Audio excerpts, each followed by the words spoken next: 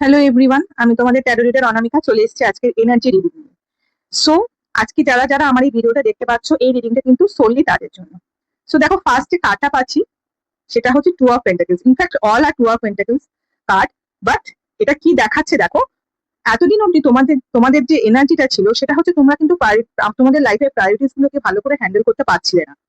মানে তোমাদের ধরাছোঁয়ার বাইরে ছিল, তোমরা খুব ডিস্টার্ব ফিল করছিলে যে কেন প্রায়োরিটিস গুলোকে হ্যান্ডেল করে উঠতে পারছো না।